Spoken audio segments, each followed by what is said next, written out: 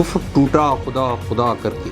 वज़ीर आज़म नवाज शरीफ की जो जान फंसी थी अब उनके लिए साइन ऑफ रिलीफ है। चले दो मुसीबतों में से एक से तो जान छूटी। कई रोज़ से डॉन लीज का मामला हुक्मरानों के गले में अटका हुआ था। वज़ीर आज़म की शक्ल तो बेचारी रोने जैसी थी, लेकिन चौधरी निसार ने उन्हें रेस्क्यू कर दिया।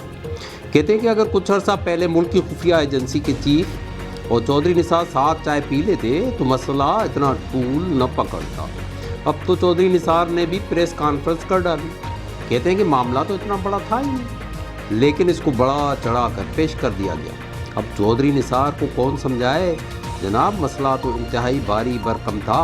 दो इदारे एक दूसरे से टकराने वाले थे। ये स्काई लैब के बाद पाकिस्तान की सियासत का सबसे बड़ा इशू था। चलें, अगर इतना बड़ा इशू न था तो कितना बड़ा इशू था चौधरी साहेब। डॉन लीज के इशू पर तो एक जानिब तमाम मीडिया और दूसरी जानिब वज़ीर आज़म नवाज शरीफ को खड़ा होना था। अगर असल रिपोर्ट पर अमल किया जाता और ख़ास तौर पर बड़ी सरकार की बात मान ली जाती तो अब तक डॉन अखबार और टेलीविज़न दोनों की इशाअत और नशरियात मुअत्तल करनी पड़ती और फिर दुनिया को किस मुँह से शिकल दिखाते। एक जानिब भारी भरकम इदारा और दूसरी जानिब एक कमज़ोर सिविल निज़ाम।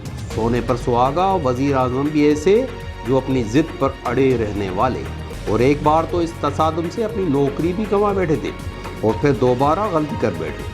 वज़ीर आज़म और अहम इदारे में एतमाद के फुकदान के बाद बाकी क्या रह जाता। इसके बाद तो लड़ाई और झगड़ा ही रह गया था।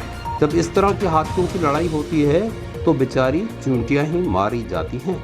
चलें, मुगम्मो खुश हुआ। सिविल और अस्करी इदारे के दरमियान झगड़ा आर्जी तौर पर ही सही टल गया। अब भी ये मुतालबा बाकी है कि ज़रा वज़ीर आज़म, आर्मी चीफ या Chaudhry Nisar Dawn leaks report को मंजर आम पर तो लाएं, फिर देखते हैं कि बात कहाँ से कहाँ पहुँचती है।